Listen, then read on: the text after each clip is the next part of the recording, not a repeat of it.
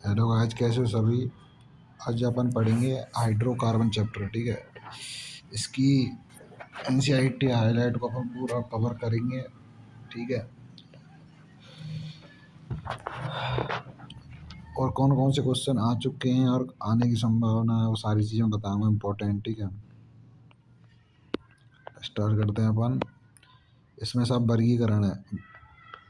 वर्गीकरण में carbon carbon प्रकृति के आधार पर इन्हें मुख्यतः तीन समूह में वर्गीकृत किया गया। एक तो संतृप्त, एक असंतृप्त, एक एरोमेटिक हाइड्रोकार्बन। ठीक है, ये चीज़ें बाकी देखो आगे हैं। इसमें एल्केन वगैरह, एल्केन। ठीक है, एल्केन ये। ठीक है, एल्केन का निर्माण कैसे होता है। ठीक है, तो देखो हाइड्रोजन को मैथिल समूह द्वारा प्रतिस्थापित करके आप कई एल्केन बना सके ऐसे। ठीक है, तो ये एल्केन का बनना है यहाँ पर। उसके बाद में साहब मैथेन की संरचना है CH4। ये कार्बन है, फिर चार हाइड्रोजन जुड़ रहे हैं। ठीक है, ये सब चतुष्फलक की संरचना है। नाम पद्धति के समावेश होता है। ठीक है, इसमें साहब ये एग्जाम्पल। ठीक है, इसमें IPSC नाम एल्केन विभिन्न श्रृंखला समावयव संख्या इसके कितने समावयवी, इसके समान कितने मतलब यौगिक बन सके, वो चीज़ पूछ रहा है। C6 जो 14 है ना, उसके समान कितने यौगिक बन सके। ठीक है, तो वो चीज़ बतानी है। तो इसमें देखो एक तो NHN बन सकता है, एक 2 मेथिल पेंटेन, एक 3 मेथिल पेंटेन, और एक 2,3 डाई मेथिल ब्यूटेन, और एक 2,2 डाई मेथिल ब्यूटेन। ठीक है साहब, और इसके IPSC नाम यही। ठीक है, इसमें लिख रहा है IPSC नाम है सारे। तो और इसके समावयव कितने, 1 2 3 4 5, यानी 5 समावयव हैं। पहले क्वेश्चन है इसमें समावयव संख्या और IPSC नाम ये लिख रहे। ठीक है, इस तरीके से 9.2 एग्जाम्पल है। ठीक है, इसमें समूह की संख्या, फिर संगत एल्कोहल और साहब एल्कोहल का नाम, ये चीज़ है। इसमें वो IPSC नाम है, और ये साहब अपना एग्जाम्पल 9.5। ठीक है, इसमें वही IPSC नाम लिखना है। और इसमें बोल रहा है कि दिए गए नाम अशुद्ध क्यों है, और सही IPSC नाम लिखिए। तो नाम सही लिखना है, गलत रकम में तो सही लिखना है। ऐसी एग्जाम्पल तो खुद से ही करना पड़ेगा, कोई ना थ्योरी पढ़ो। जो भी मैं इंपॉर्टेंट इसमें है PDF में जो बता रहा हूँ, उसके आधार पर सब लग जाए। IPSC तो GOC में पढ़ेंगे ना यार, वो वहाँ पे IPSC नॉमेनक्लेचर तो नॉर्मल चीज़ें हैं। तो इनको समझाना ना बार बार है ना। फर्स्ट है संतृप्त हाइड्रोकार्बन से। ठीक है, डाई हाइड्रोजन गैस यानी सूक्ष्म विभाजित उत्प्रेरक हैं कि जैसे कि प्लेटिनम, प्लेडिनम, निकेल की उपस्थिति में एल्कीन के साथ योग कराएंगे तो एल्केन बनेगा। ठीक है साहब, अब देखो PT, PD या निकेल, इनमें से कोई भी अभिकारक लेंगे, यानी कि एल्कीन, एल्कीन से क्रिया कराएंगे। एल्कीन यानी एथीन, मैथीन, प्रोपीन, पेंटीन, एक्सटीन, जो भी है XYZ, उससे बनेगा एथेन। एंड इन से डबल बॉन्ड से सिंगल बॉन्ड, ये समझाओ डबल बॉन्ड से सिंगल बॉन्ड बनना है। तो यहाँ पे साहब डबल बॉन्ड है CH2, डबल बॉन्ड CH2, तो यहाँ पे CH3 सिंगल बॉन्ड CH3। तो एथीन से एथेन एंड डबल बॉन्ड से सिंगल बॉन्ड, समझ गए ना। तो इनके लिए अभिकर्मक भी तो स्पेसिफिक है ना, PT इन प्लेटिनम, PD, पेरिडियम, निकेल, ये होने चाहिए उत्प्रेरक या अभिकर्मक जिनको बोलते हैं। एल्कीन से एल्केन बनाने की सब विधि है साहब। ऐसे ही इसमें प्रोपीन से बनना प्रोपेन, यहाँ PT PD निकल ले रहा है साहब। यहाँ वो ये देखो डबल बॉन्ड, यहाँ तो यहाँ पे देखो सिंगल बॉन्ड के साथ ये एल्केन का है ना सिंगल। डबल बॉन्ड में ईन है जा, ट्रिपल बॉन्ड में आयन है जा, समझ में आ गई ये चीज़ है। ऐसे यहाँ प्रोपीन तो प्रोपेन बनना। अब एल्किल हैलाइड से कैसे बनाएगा, तो एल्किल हैलाइड से बनाएंगे तो हम क्लोरोमेथेन ले रहे हैं साहब। तो क्लोरोमेथेन से क्या बनना, मैथेन। तो जिंक और H+, या में जिंक और H+, जिंक और H+, या क्लोरो एथेन से बनना सब एथेन। तो बात वही है, बनानों का एल्केन, बनानों का अपना मेन पॉइंट क्या है, एल्केन बनाना। ठीक है, ये चीज़ है। तो यहाँ में क्या है, एल्किल हैलाइड का जिंक तनु हाइड्रोक्लोरिक अम्ल द्वारा अपचयन कराने पर एल्केन बनता है। यानी एल्किल हैलाइड और जिंक और तनु हाइड्रोक्लोरिक एसिड लेंगे, एल्किन प्राप्त हो रहा है, वो चीज़ है, ठीक है। अब साहब अगली इसमें विधि है ब्रोमोमेथेन से साहब एथेन बनना, ब्रोमोमेथेन से एनब्यूटेन। अब कार्बोक्सिलिक अम्लों से, कार्बोक्सिलिक अम्लों से इसमें देखो ये कार्बोक्सिलिक एसिड है प्लस NaOH की क्रिया कराएंगे तो CH4 प्लस Na2CO3 बन जाएगा, एन सोडियम एथेनॉल। इस पर क्या बी कार्बोक्सिलेशन कहते हैं, ठीक है। और इसमें भी एग्जांपल दे रखो यहाँ पे भी, ठीक है। कार्बोक्सिलिक एसिड है यहाँ पे तो ई एल्केन ना बनो साहब। अब कोलवे की विद्युत अपघटन विधि, इसमें भी वो एल्केन बनना है, ठीक है। ये विद्युत अपघटन इसमें उत्प्रेरक ले रखा है या विकर्मक, ठीक है।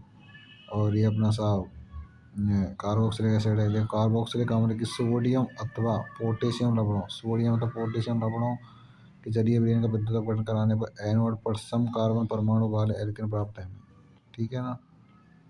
ये एनोड कैथोड अभी कि ये बता रहा कि ये कोई इम्पोर्टेंट है, इसका चुना है जो मैं बता रहा हूँ वही चीज़ इम्पोर्टेंट है।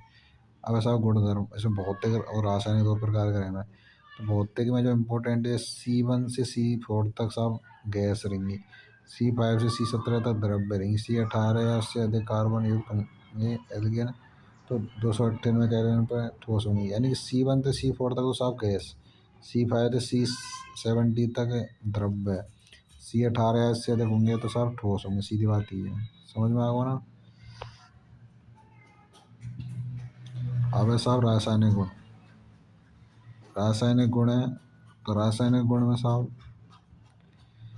पहले ही अभिक्रिया प्रतिस्थापन, देखो बहुत ही रासायनिक गुण इसमें पूरी थ्योरी दे रखी, इन तक मतलब ना एक भी ना हो, जो इम्पोर्टेंट है मैं बात चीज़ बता रहा हूँ, ठीक है। ऐसे पढ़ने को खुद से पढ़ लो, पर जो इम्पोर्टेंट को पता होना है ना कहाँ इम्पोर्टेंट है, कहाँ से क्वेश्चन आ रहे हैं, वो चीज़ हाईलाइट कर रखी, ठीक है। हर चीज़ इम्पोर्टेंट ना होकर, ठीक है, ये चीज़ भी ध्यान रखो। कुछ स्पेसिफिक चीज़ें रहती हैं, कुछ स्पेसिफिक टॉपिक होते हैं, वहीं से क्वेश्चन रिपीटेड होते हैं, जो मैंने हाईलाइट कर रखे हैं, ठीक है। अब ऐसा हैलोजनीकरण या हैलोजन, ठीक है।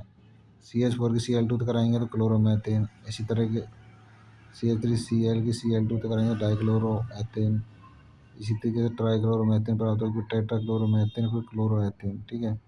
यानी कि CH3Cl, फिर एक हाइड्रोजन कम आ जाएगा पर एक Cl बढ़ जाएगा, यानी CH2Cl2, तो एक और हाइड्रोजन कम आएगा वो एक क्लोरीन बढ़ेगा, तो एक हाइड्रोजन कम होगा फिर एक क्लोरीन, तो वो चीज़ एक हाइड्रोजन कम एक क्लोरीन बढ़ेगा, एक हाइड्रोजन फिर से कम फिर एक क्लोरीन बढ़ेगा, इस तरीके से क्लोरोमेथेन फिर डाइक्लोरोएथेन फिर ट्राइक्लोरोमेथेन फिर टेट्राक्लोरोमेथेन, ठीक है। अब एक एल्केनों के हाइड्रोजन के साथ अभिक्रिया की गति का क्रम F2 की ज़्यादा है, फिर Cl2 की, फिर Br2, फिर I2, ठीक है, ये चीज़ याद रखनी है। यानी 3 डिग्री की, या फिर 2 डिग्री, फिर 1 डिग्री, समझ में आ गया। यानी F2 की ज़्यादा, फिर Cl2, फिर Br2, फिर I2, फिर और एल्केनों के हाइड्रोजन के विस्थापन के दर 3 डिग्री, 2 डिग्री, 1 डिग्री। क्रियाविधि, क्रियाविधि इतना कोई इम्पोर्टेंट ना है, बाकी तो देख सकते हो ऐसे कुछ ना है। क्रियाविधि में साहब का है कोई प्रारंभ में फर्स्ट में, ठीक है। वायु तथा प्रकाश की उपस्थिति में क्लोरीन अणु के सम अपघटन से प्रारंभ है, वह समान अपघटन से प्रारंभ होगी। क्लोरीन क्लोरीन आबंध, कार्बन कार्बन तथा कार्बन हाइड्रोजन आबंध की तुलना में दुर्लभ है, ठीक है, आसानी से टूट जाए। ये क्लोरीन क्लोरीन की एच न्यू सावांश बदलन Cl प्लस Cl की क्लोरो, तो क्लोरीन मुक्त मूलक, ठीक है। अब साहब संचरण, तो संचरण में इसमें सब CH4 की Cl तक कराएंगे तो CH3 और HCl प्राप्त हो रहा है, ऐसी CH3Cl और Cl की कराएंगे, यानी कि तो CH3Cl और Cl, उसमें डॉट आ जाएगा, डॉट क्या है, एक मुक्त मूलक है, ठीक है। इसी तरीके उसके बाद में सब श्रृंखला समापन, प्रारंभन दूसरी कंडीशन, संचरण तीसरा, श्रृंखला समापन, ठीक है। श्रृंखला समापन भी है, सारी प्रोसेस है, फिर दहन और सारणी। देखो इसमें जो स्पष्ट करा है ना, क्वथनांक अणुभार के जस्ट अपोजिट है, वो चीज़ है, आप कुछ रटना ना है। क्वथनांक जैसे अणुभार कम है तो क्वथनांक ज़्यादा, वो सिस्टम है, समझ में आ गया ना, जस्ट अपोजिट रहेंगे दोनों। अब साहब दहन अभिक्रिया, दहन अभिक्रिया में CnH2n2 प्लस 3n+1 अपॉन 2 की O2 का संग कराएंगे तो NCO2 प्लस n+1H2 प्राप्त होगा साहब, ठीक है। अब इसमें एल्केनों का अपर्याप्त वायु तथा डाई ऑक्सीजन द्वारा अपूर्ण दहन से कार्बन कज्जल यानी कि ब्लैक, जिसका उपयोग स्याही मुद्रण स्याही के काले वर्णक एवं पूरक के रूप में किया जाता है, जो कि यह क्रिया अपूर्ण दहन है व्यवहार में।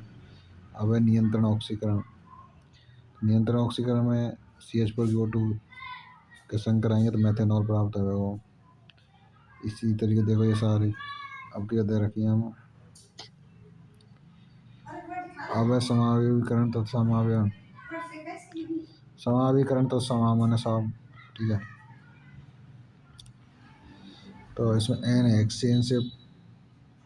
हेक्सेन की निर्जल AlCl3 तो HCl कराएंगे तो 2 मेथिल पेंटेन और 3 मेथिल पेंटेन प्राप्त होगा। फिर एरोमेटिकरण में साहब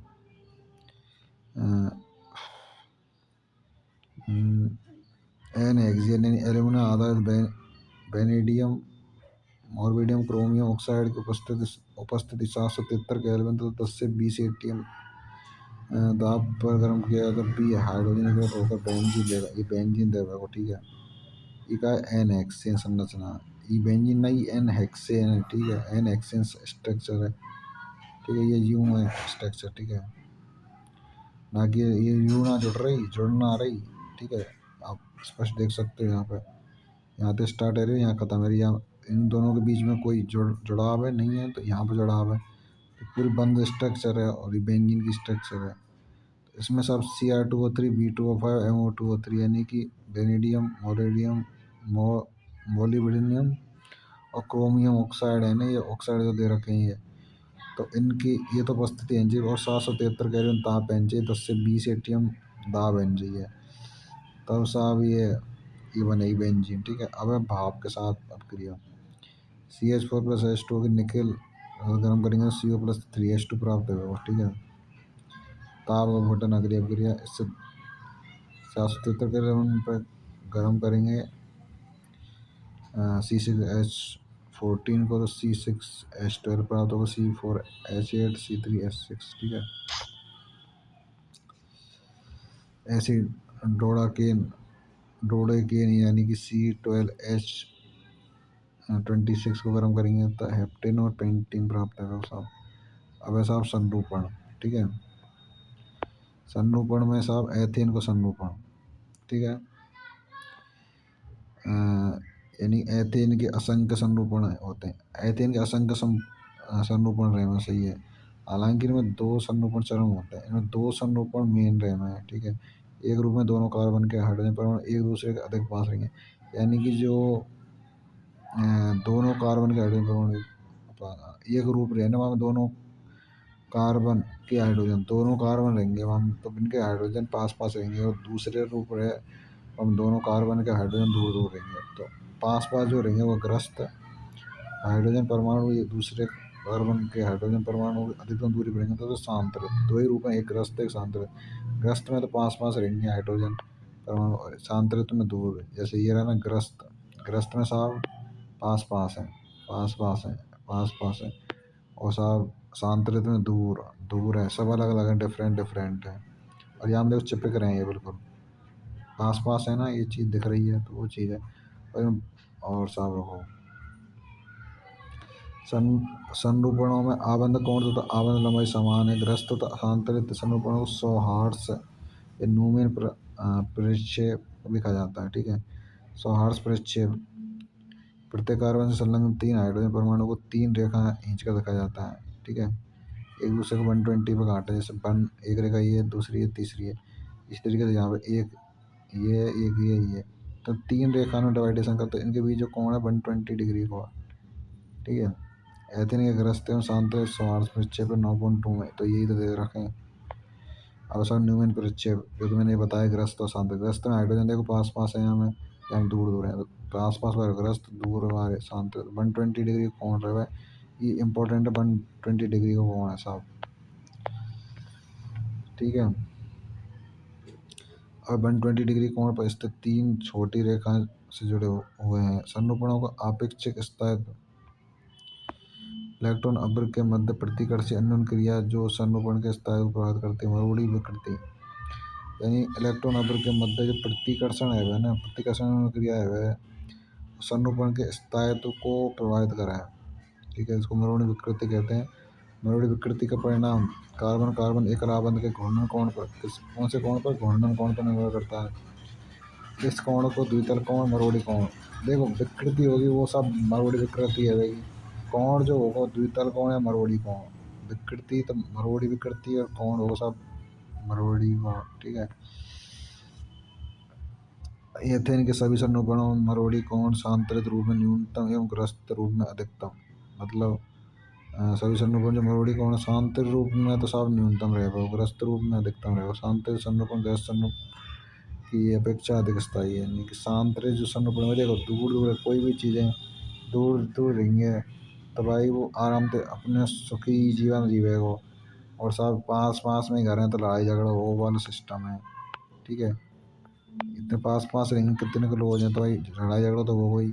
दूर दूर रहेंगे तो कोई ना लड़ाई होगा ना झगड़ा, वो वाला सिस्टम है।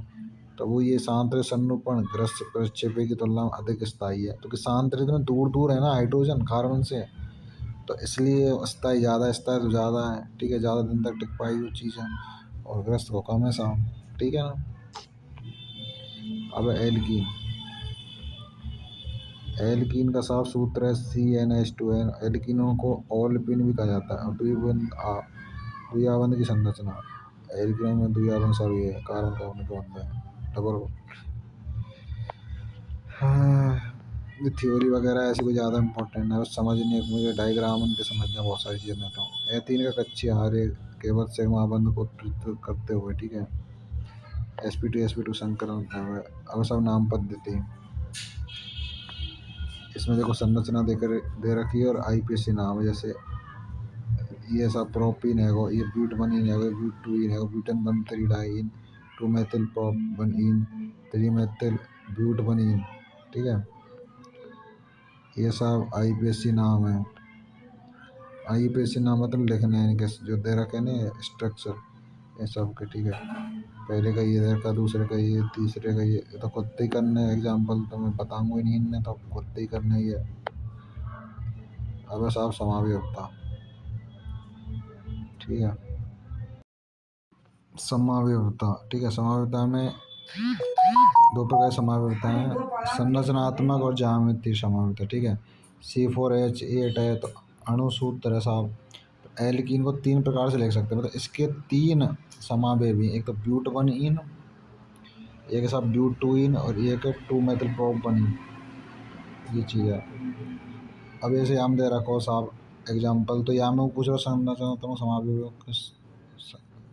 सूत्र एवं IPSC नाम। तो यहाँ में देख कितने समावयवी बनने हैं, 5 बनने, 1 2 3 4 5।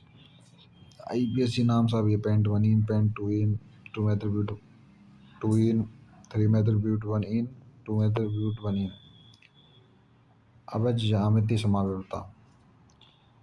ठीक है, ज्यामितीय समावयवता में है जिसका द्वितीय परमाणु या समूह की भिन्न भिन्न स्थितियों के कारण विन्यास भिन्न है। ठीक है, स्थिति भिन्न है तो विन्यास भिन्न है, तो इसको त्रिविमीय समावयवता कहेंगे। त्रिविमीय समावयव जिसमें 2 समान परमाणु या समूह एक ही ओर स्थित है तो उनको समकक्ष, जबकि दूसरे समावयव जिसमें 2 समान परमाणु या समूह विपरीत हों तो उसको विपक्ष यानी ट्रांस। यानी समान साइड में है तो समकक्ष, जस्ट अपोजिट है तो विपक्ष। ठीक है, ये सब क्वथनांक समकक्ष को ज़्यादा है विपक्ष की तुलना में। ठीक है, और एल्कीन का समकक्ष रूप विपक्ष की तुलना में अधिक स्थायी में, केवल समकक्ष को ज़्यादा विपक्ष की तुलना में। तो समकक्ष भी 2 का मान ज़्यादा है। देखो म्यू क्या है, द्विध्रुवा गुण का मान ज़्यादा है, और इसमें एल्कीन का जो समकक्ष है ना विपक्ष की तुलना में अधिक ध्रुवीयता को भी गुण यहाँ ज़्यादा है, और साथ म्यू का मान भी ज़्यादा है। क्योंकि हमें जस्ट अपोजिट है तो देखो याते ही कट जाएगा, याते ही कट जाएगा, वो 0 ही आवेगा साहब। पर ये कटिंग का क्यों, ये कटिंग ये ना कटें साहब, क्योंकि देखो एक ही साइड में सेम तो कटेंगे नहीं, जस्ट अपोजिट रहेंगे तो कट जाएंगे। जैसे वो लिखते हैं ना पॉजिटिव, ऐसे लिखते हैं यहाँ देखो, पॉजिटिव नेगेटिव, नेगेटिव पॉजिटिव। ठीक है, ये है तो भाई यहाँ इससे ये कट जाएगा, ये ख़त्म, इससे ये ख़त्म, बस इतना तो पता ही होगा। ठीक है, वो वाली चीज़ है इसमें, और कुछ ना। तो इसमें साहब देखो, समपक्ष और विपक्ष ट्रांस समावेशी बनाए हैं आईपीसी ना, वही देखो हम समपक्ष विपक्ष बना रखे थे, हम समपक्ष इस एक ही वहाँ में सम, एक ही मतलब डायरेक्शन मतलब, ठीक है, एक तरफ में है तो समपक्ष, विपरीत तरफ में है तो विपक्ष। तो यहाँ विपरीत है, यहाँ हाइड्रोजन है क्लोरीन, और इसके देखो हाइड्रोजन क्लोरीन बिल्कुल अलग अलग। यहाँ हाइड्रोजन हाइड्रोजन पास पास में, ठीक है, और एक ही तरफ में, एक तरफ यहाँ विपरीत है, यहाँ हाइड्रोजन यहाँ की तरफ में है, फिर यहाँ है कि हाँ बताओ, ये दो ही तरफ मिल रही हैं, इनमें है ही ना, तो फिर जस्ट अपोजिट है, बिल्कुल जस्ट अपोजिट है ये। ठीक है, या तो ये नू मिल जाए, चाहे नू मिल जाए, कोई दिक्कत ना, मतलब जस्ट अपोजिट मिले हैं, जैसे यहाँ से यू मिल रहा है क्लोरीन इधर, तो विपक्ष है वो, ऐसे हाइड्रोजन में आते मिल रहा हो तो ये विपक्ष है। समझ में आ गो ना ये चीज़ है। तो इसमें समपक्ष लिख देंगे 1,2-डाइक्लोरोएथीन, तो एथ तो दो कार्बन है तो एथ बन होता तो मैथ, तो साहब एथीन ही है वो 1,2-डाइक्लोरो, पहले नंबर पर, दूसरे नंबर पे दो क्लोरीन तो 1,2-डाइक्लोरोएथीन। ऐसी हम विपक्ष कंडीशन है, जस्ट अपोजिट है साहब, है ना। तो विपक्ष 1,2-डाइक्लोरोएथीन, देखो वो आईपीएससी नाम तो सेम है, परंतु समपक्ष विपक्ष को वो है ना खेल। ऐसी यहाँ में देखो, देखो ये समान डायरेक्शन में, ये जस्ट अपोजिट, और ये भी समान है, और ये जस्ट अपोजिट, CH3 यहाँ, CH3 यहाँ, C2H5 यहाँ, C2H5 यहाँ, तो समपक्ष को आ जाएगा ना विपक्ष। बाकी देखो आईपीसी नाम समान है, 3,4-डाई मेथिल एक्स 3 ऐसी यहाँ पर है। ठीक है, अब सब विड़चन, विड़चन में एल्काइनों से यानी लिंडलार अभिकर्मा के साथ, विड़चन में जो अभिकर्म कौन सा, लिंडलार, जिसको PDC, इन PD यानी देखो, पीड यानी पैलेडियम चारकोल की उपस्थिति, मेन चीज़ चारकोल की उपस्थिति, यानी एल्काइनों के डाई हाइड्रोजन की परिकृत मात्रा के साथ पैलेडियम पैलेडीकृत चारकोल की उपस्थिति, जिसे सल्फर जैसे विषाक्त यौगिक के द्वारा आंशिक निष्क्रिय किया गया है, आंशिक अपचयन पर एल्किन प्राप्त होता है साहब, आंशिक अपचयन पर एल्किन प्राप्त होता है। आंशिक रूप से निष्क्रिय पैलेडीकृत चारकोल को लिंडलार अभिकर्मक कहा जाता है। ठीक है, ये समपक्ष विपक्ष है, ये एथाइन और ये एथीन, ये प्रोपाइन, ये प्रोपीन, ये एल्किल हैलाइडों से अब क्रिया इसमें बी हाइड्रो एलोजनीकरण साहब, ये एल्कोहलिक की वजह से को मतलब गर्म करेंगे तो ये प्राप्त होगा एल्कीन। ठीक है, यानी हाइड्रोजन परमाणुओं को इसमें सब निम्न दर इस प्रकार हैं। ठीक है, आयोडीन की ज़्यादा, फिर ब्रोमीन की, फिर क्लोरीन की, और यहाँ 3 डिग्री ज़्यादा, फिर 2 डिग्री, फिर 1 डिग्री। अब संदिग्ध में डाई हैलाइड, संदिग्ध डाई हैलाइड वे हैं कि जिनमें दो निकटवर्ती कार्बन परमाणु को दो हैलोजन यानी कि निकटवर्ती कार्बन परमाणु में दो हाइड्रोजन परमाणु उपस्थित हो, संदिग्ध में डाई हैलाइड कहलावे। ठीक है, ZnH2 यानी कि ZnH2 अणु का विलोपन करके एल्कीन देते हैं, तो एक ये बी हाइड्रोजनीकरण कहलाता है। ठीक है, ऐसे अगली है एल्कोहलों के अम्लीय निर्जल से। ठीक है, एल्कोहल एल्केन के हाइड्रोक्सी व्युत्पन्न है, R से प्रदर्शित करेंगे, और एक सूत्र RCnH2n+1। ठीक है, गुणधर्म में भौतिक गुणधर्म पहले। ठीक है, कोई सिस्टम में पहले मैं बता, प्रथम 3 सदस्य गैस रिंग है, उसके बाद हम द्रव रिंग है, उसके अधिक कार्बन वाले ठोस रिंग है। समझ में आ गया ना, वही चीज़ है। मेन तो यही आकार वृद्धि के साथ साथ क्वथनांक में क्रमागत वृद्धि होगी, यानी आकार में वृद्धि होगी तो सब क्वथनांक में भी वृद्धि होगी। रासायनिक गुणधर्म, एल्कीन में ऑक्सीकरण व ओजोनी अपघटन प्रमुख है, इसमें डाई हाइड्रोजन का संयोजन है इसमें पहले।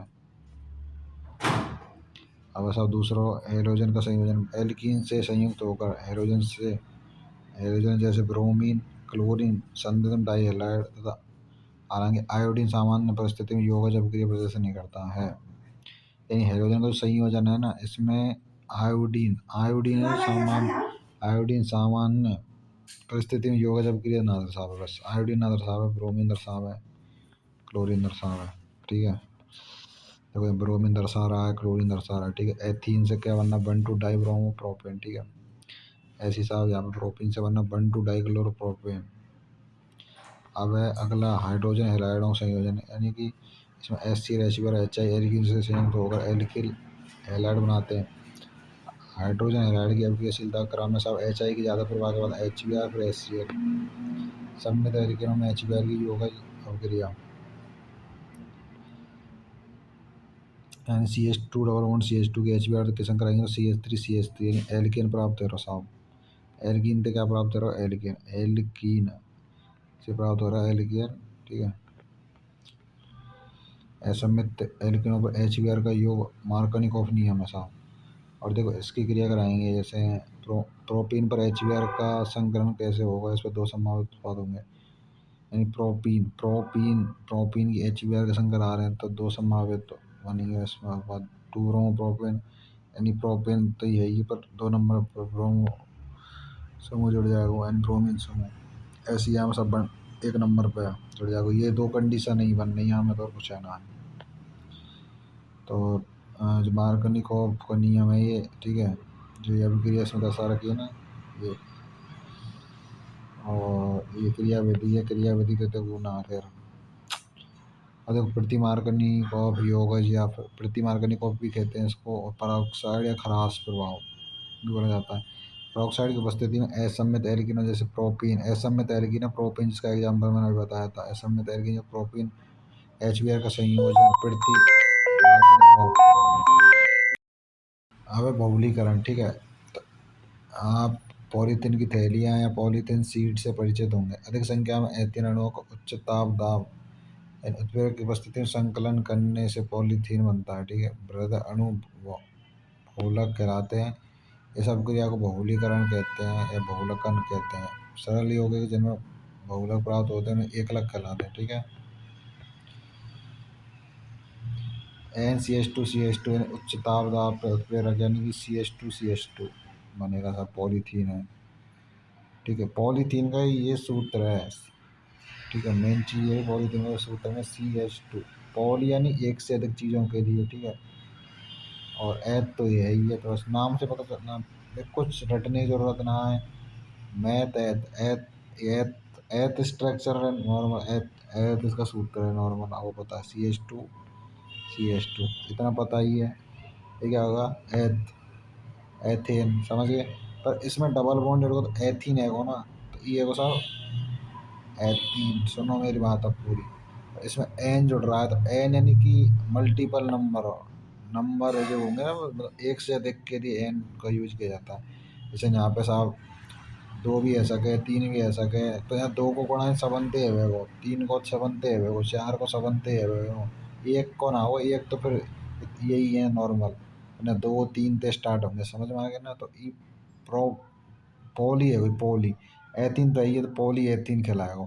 या प्रोपेन दे रखो तो पॉली प्रोपेन, समझ में आएगा। कुछ रट भी जरूरत पड़ेगा, समझ भी जरूरत पड़ी ना तो समझ ले, ऐसे समझेगा ना, ठीक है। अब पॉलीप्रोपेन का जो उपयोग दूध के कैरेट, प्लास्टिक की बाल्टी, अन्य संचलित वस्तुओं के उत्पादन में साहब। अब एल्काइन, एल्काइन का जो सूत्र है CnH2n-2, CnH2n-2। एल्काइन श्रेणी का प्रथम स्थायी सदस्य एथाइन है, एसिटिलीन नाम से प्रचलित है। एसिटिलीन का उपयोग आर्क वेल्डिंग के ऑक्सी एसिटिलीन ज्वाला के रूप में होता साहब। अब नाम पद्धति साम्यावस्था, ठीक है। ठीक है। और साहब ये C6H10 इसके संभावित समावयव हैं, दे रखे हैं इसमें, देख लेना, कोई दिक्कत ना है। और ऐसी देखो ये सामान्य नाम है या IPSC नाम है, ठीक है। ये सूत्र है, सूत्र यानी कि क्या है, मैथ एथ है, तो एसिटिलीन ई ट्रिपल बॉन्ड बनाना है, एसिटिलीन। और सो मेरी बात अब न क्या है ये, एसिटिलीन सामान्य नाम एसिटिलीन, IPSC नाम एथाइन, क्योंकि ट्रिपल बॉन्ड है तो एथाइन डबल होता तो ईन हो, तो IPSC नाम ध्यान रखो। कोई ऐसा मत सोचा एसिटिलीन में ई ना आ रहा है, अरे ये नहीं, ये सामान्य नाम है। IPSC में जाओगे तो वो करेक्ट नाम माना जाएगा, ना कि तुम्हारा ये सामान्य नाम। समझ में आया ना ये चीज़। तो ये प्रोपायन है क्योंकि देखो यहाँ ट्रिपल बॉन्ड बन के लिए एन, डबल बॉन्ड के लिए इन, ट्रिपल बॉन्ड के लिए आयन, समझ में आया ना। ये सब अगर ब्यूट बन आयन, ये सब ब्यूट टू आयन, दो नंबर पे बन टू, दो नंबर पे या एक नंबर पे, समझ में आएगा ना वो चीज़ है। क्योंकि एक नंबर पर या प्रोप बनाएं लिख दो या प्रोपाइन लिख दो, बात वही है। या एथ बनाएं लिख दो या एथ बन। वन नंबर पर तो लिखना इतना स्पेसिफिक नहीं है, पर यहाँ दो नंबर पर जुड़ रहा हो तो लिखना ही पड़ेगा। यहाँ ब्यूट आयन लिख देंगे जब भी दिक्कत ना, परंतु यहाँ पे स्पेसिफिक क्या है कि दो तीन चार नंबर पर जुड़ रहा हो वो चीज़ लिखो जरूरी है साहब, ठीक है। और त्रियावन की संरचना इसमें तो कुछ ऐसे ना है ज़्यादा। अब है बिडचन, बिडचन में साहब कैल्शियम कार्बाइड है, कैल्शियम कार्बाइड है साहब। जल के कैल्शियम कार्बाइड की अभिक्रिया पर औद्योगिक रूप से एथेन बनाई जाती है। कोक तथा बिना भुजे चूने को गर्म करके कैल्शियम कार्बाइड बनाया जाता है, ठीक है। अब इसकी रिएक्शन इससे कराएंगे एल्कोहल या केवीआर से कराएंगे तो C H triple bond C H की एथाइड, एथाइड बनना साहब, ठीक है। तो ये सी ए सी ओ तरीके यहाँ पे सी ओ प्राप्त हो रहा है, यानी कैल्शियम का। और सी ए होगी तीन कार्बन पे करेंगे सी ए सी टू, ये कैल्शियम कार्बाइड, समझ में आएगा ना। सी ए सी ए टू क्या है, कैल्शियम कार्बाइड। संदन डाई हेलाइड यानी एल्कोहल पोटेशियम हाइड्रोक्साइड से अपग्रेड कराएंगे तो बी हाइड्रोजनीकरण होता है। हाइड्रोजन हाइड्रोजन के एक अणु विलोपित करने से एल्किनाइल हैलाइड प्राप्त होता है, जो सोडामाइड के साथ उपचार करने पर एल्काइन देता है, ठीक है। अब साहब गुणधर्म, इसमें भौतिक गुणधर्म, इसमें देखो प्राथमिक तीन सदस्य गैस है, अगले वही द्रव्य, फिर साहब ठोस है। तो वही चीज़ कॉमन है, कछु अलग तो है ना। अब रासायनिक में एल्काइन का अम्लीय गुण, तो इसमें साहब अम्लीय गुण में एथाइन के लिए एस पी संग्रह, देखो एथाइन देखो में एथाइन तो ट्रिपल बॉन्ड एस पी संकरण, और एस पी संकरण कक्षक में अधिकतम एस है 50, एस पी है ना, एस पी में 50-50% का रहेगा रेशियो, और एस पी टू है तो ना बढ़ जाएगा रेशियो, ठीक है। तो फिर यहाँ आ जाओ साहब, ये लगा लो आप, क्योंकि ना डबल है वो या सिंगल है वो, 1/2 है वो ना रेशियो। और एस पी थ्री है तो 1/3 है, जा तो चार है तो 1/4 के हिसाब से, तो वो 50-50 में तो कहाँ है, वन अनुपात वन है, ठीक है। खत्म बात। 50-50 यानी कि आधा और आधा ऐसा, आधा आधा लगा लो, या एक अनुपात एक अनुपात लगा, तो बराबर है ना, ये सीधी बात ही है।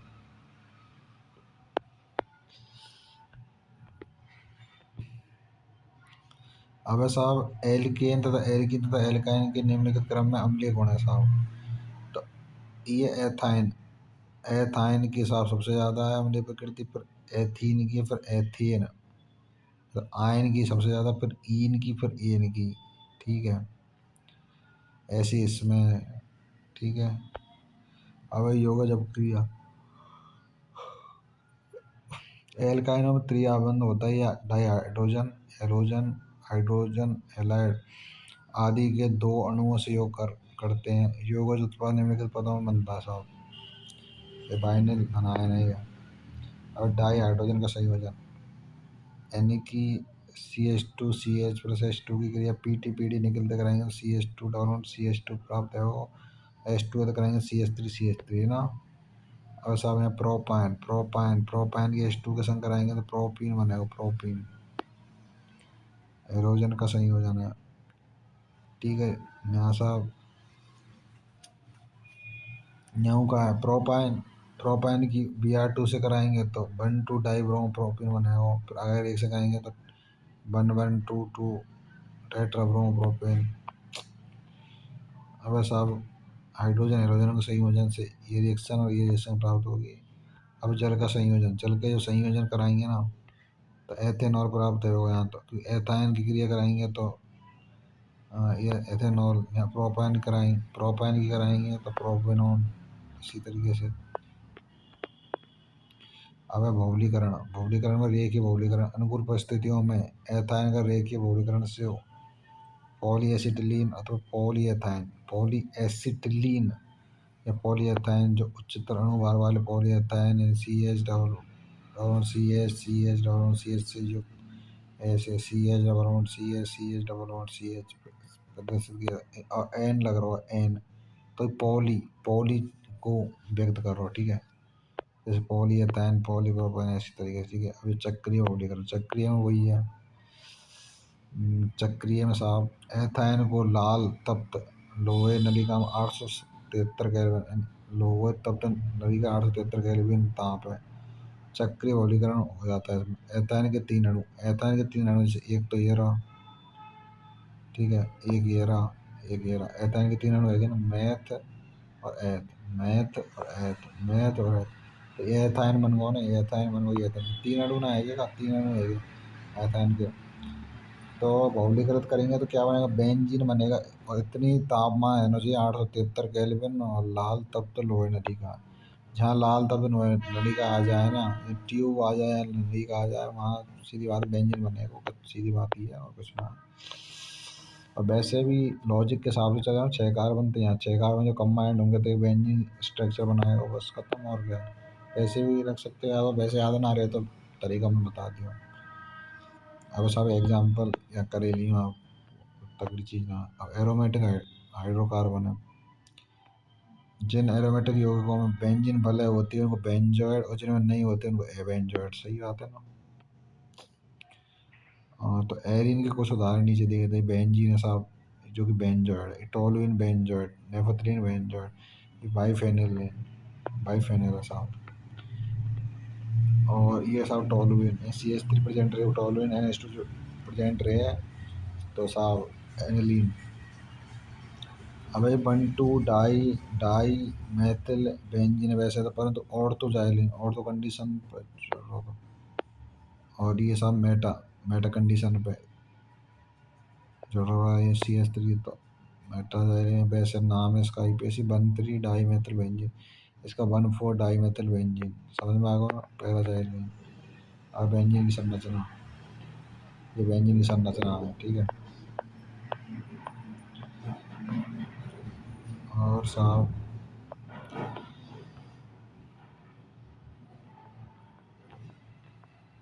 अब एरोमेटिक था, ठीक है।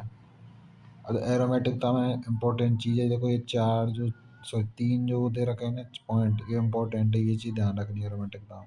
एरोमेटिकता यदि होगी ना कोई बलय वगैरह, तो एरोमेटिक क्यों है, तो इस समतलीयता का गुण पाया जाता है। बलय में इलेक्ट्रॉन का संपूर्ण विस्थानीकरण, संपूर्ण इलेक्ट्रॉन विस्थानीकरण है वह। बलय में 4n+2 पाई इलेक्ट्रॉन, जहाँ एन एक पूर्णांक है, एन में एन को मान 0 भी है सके, 1 भी है सके, 2 भी है सके। इसको हकल का नियम बोलते हैं। समतलीयता का गुण पाया जाना चाहिए, बलय में इलेक्ट्रॉन का संपूर्ण विस्थानीकरण पाया जाना चाहिए, और 4n+2 पाई को भी गुण पाया जाना चाहिए, ठीक है। अभी एरोमेटिक कुछ उदाहरण जैसे बेंजीन, साइक्लोपेंटाडाई नाइट्राइल एनाइड, या में 1,6 पाई इलेक्ट्रॉन है, या साइक्लो हेप्टाटाई नाइट्राइल है साहब, ये सब नेफथली है, ठीक है। ये अंतरासीन है, फिनेथ्रीन, इन दो बेंजीन यहाँ जुड़ गया तो नेफथली। तो और भी जुड़ जाए ऐसे कोई ना, पर दो बेंजीन पे नेफथलीन, 3 पे एंथ्रासीन बन गया, और फिनेथ्रीन भी। मतलब स्ट्रक्चर यहाँ स्थिति देखो बिल्कुल, यहाँ पे और यहाँ पे स्थिति में बदलाव है ना, ये चीज़ है साहब। बेंजीन का विचलन है साहब, एथाइन चक्रीय बहुलीकरण से एरोमेटिक अम्लों के बीकार्बोक्सिलेशन, बीकार्बोक्सिलेशन साहब ये एरो NOH से कराएंगे। CO कैल्शियम कार्बाइड थे तो बेंजीन प्राप्त है, और फिनॉल के अपचयन से भी साहब बेंजीन प्राप्त होगा। जिंक से Zn से कराएंगे जिंक चूर्ण, जस्ता के चूर्ण। अब साहब गुड़दा, और नीट में भी आ चुका है ये वाला क्वेश्चन, ठीक है जी। और एरोमेटिकता वाले नहीं ये क्वेश्चन, ये भी आ चुके हैं नीट में, ठीक है। अब गुड़दर में देखो एरोमेटिक हाइड्रोकार्बन अध्रुवीय रेम है, विशिष्ट गंध युक्त रेम है, रंगीन रेम है, और ठोस रेम है। नेफथलीन वॉल्यूम से सिर्फ परिचित होंगे आप। एरोमेटिक हाइड्रोकार्बन जल में मिश्रणीय कार्बनिक विलायकों में विलय, कार्बनिक विलायकों में विलय रहेगा, परंतु एरोमेटिक हाइड्रोकार्बन में अमिश्रणीय। रासायनिक गुणधर्म में एरीन को यदि इलेक्ट्रॉन स्नेही प्रतिस्थापन द्वारा विकसित किया जाता है, हालांकि विशेष परिस्थितियों में यह संकलन तथा ऑक्सीकरण अभिक्रिया दर्शाता है। इलेक्ट्रॉन राशि प्रतिस्थापन अभिक्रिया में नाइट्रोजनीकरण, हैलोजनीकरण, सल्फोनीकरण, फ्रीडल क्राफ्ट रिएक्शन, फैलियर नाइट्रोजीकरण, ठीक है। नाइट्रीकरण जो अपक्रिया है साहब, इसमें बेंजीन के लिए सांद्र HNO3 के संग रहेंगे प्लस सांद्र H2SO4, 323 या 333 केल्विन पर, तो नाइट्रोबेंजीन प्राप्त है वो। हैलोजनीकरण में साहब लुईस अम्ल लेंगे, जैसे FeCl3, FeBr3, उपस्थिति में एरीन एरोजन से एरीन एरोजन एरीन एरोजन से एरीन एरोजन से एरीन एरोजन से एरीन एरोजन से ठीक है। Cl2 ऐसा है, Br कुछ भी ऐसा है, तो Br2 भी ऐसा है, तो Cl2 तो कराएंगे तो ना सब निर्जलीय HCl3 रिएक्शन कराएगा तो सी बेंजीन Cl आ जाएगा, क्लोरो बेंजीन। Br2 तो कराएंगे तो ब्रोमो बेंजीन, आयोडीन तो कराएंगे तो आयोडो बेंजीन, फ्लोरीन तो कराएंगे तो फ्लोरो बेंजीन। तो ज़्यादातर क्लोरीन और साहब ब्रोमीन, ठीक है। अब साहब सल्फोनीकरण में अंदर H2SO4 SO3 कराएंगे तो SO3H प्राप्त होगा, बेंजीन सल्फोनिक अम्ल। अब फिर क्राफ्ट एल्किलीकरण है, ठीक है। अब है ये टॉलुएन, ठीक है, और ये एथिल बेंजीन।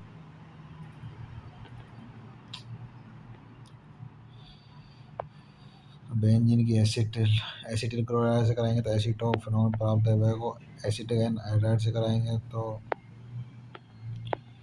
और बेंजीन 6Cl2 का संग कराएंगे निर्जलीय Cl3 इंपॉर्टेंट है यह।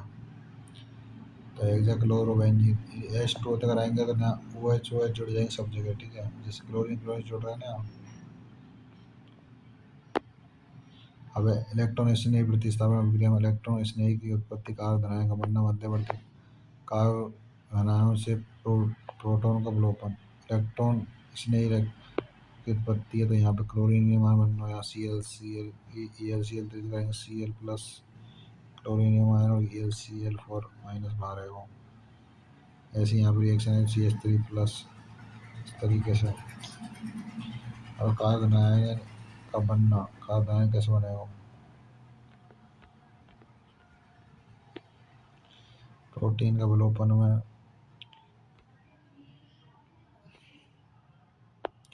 योजक क्रिया इस तरीके से। बेंजीन की 3H2 की निकल से कराएंगे तो साइक्लोहेक्सेन। ये देखो बेंजीन ये साइक्लोहेक्सेन है, साइक्लो क्योंकि साइक्लिक वो है, और हेक्सेन है 6 कार्बन है तो साइक्लोहेक्सेन। परंतु इस तरीके से IUPAC का अकॉर्डिंग व्यवस्थित होता है तो ये बेंजीन बनता, परंतु ये ऐसा कुछ है, ऐसे बॉन्ड वगैरह सिस्टमेटिक ढंग से व्यवस्थित ही नहीं है। और रुको रुको रुको, और इसमें साहब प्रावेणिक प्रकार से उपस्थित 3 क्लोरीन परमाणु बेंजीन वलय पर संयोजित होकर के बेंजीन हेक्साक्लोराइड यानी गैमेक्सीन भी कहते हैं इसको साहब, बेंजीन हेक्साक्लोराइड बना रहा है।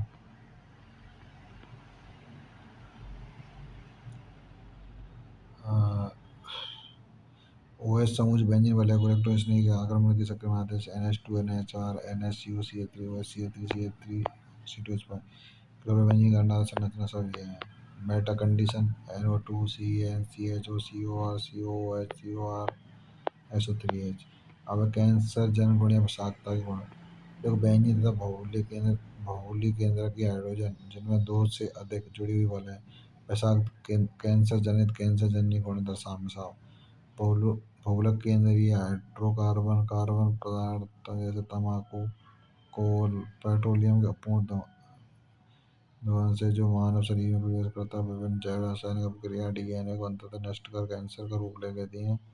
जो कैंसर जन्य हाइड्रोकार्बन नीचे इसमें दर्शाए गए हैं, ये जितने भी हैं बेंजीन 3 मेथिल क्लोरोथीन 1 2 बेंजीफाइरिन 9,10 डाई मेथिल 1 2 बेंजीन 3 और 1 2 5 6 डाई बेंजीन 3। ये आपका चैप्टर क्लोज होता है, ठीक है।